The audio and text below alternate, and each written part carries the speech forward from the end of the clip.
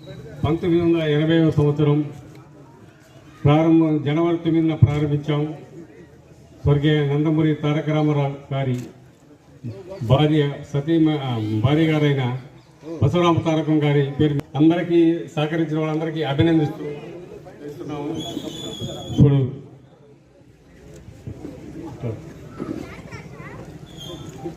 నందమూరి అభిమాని సుదర్శన్ రెడ్డి గారు మాట్లాడతారు.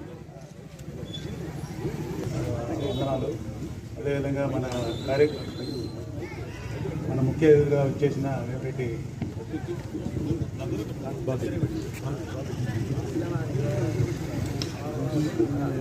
అందరికీ నమస్కారం.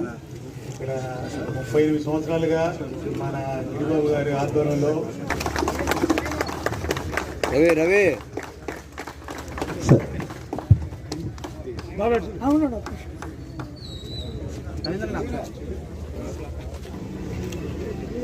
అందరికీ నమస్కారం. నందమూరి తారక రామారావు శ్రీమతి బసవ తారకం పుణ్య దంపతుల యొక్క జ్ఞాపకార్థంగా 38వ క్రికెట్ టోర్నమెంటు పల్లిపాడులో జరగడం జానా గిరిబాబు గారి నాయకత్వంలో ఇది ఒక బృహత్తరమైన కార్యక్రమం.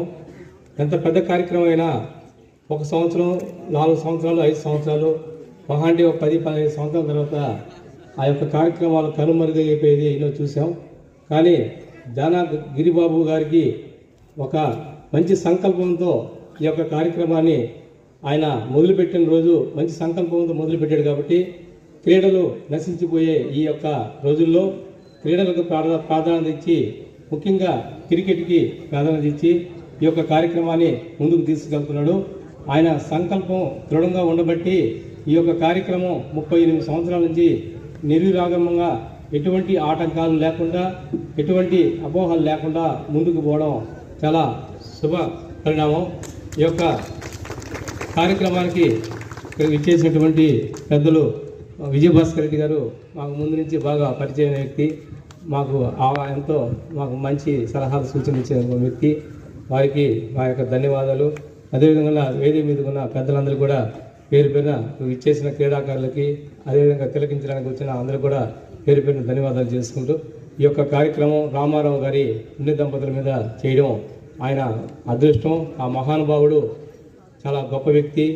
అటువంటి వ్యక్తి యొక్క జ్ఞాపకార్థం ఈ తెలుగు రాష్ట్రాల్లో తెలుగు ప్రజలు భారతదేశంలో కాదు ప్రపంచంలో ఎక్కడున్నా తెలుగు అనే 3 అక్షరాలు బతికున్నంత రోజులు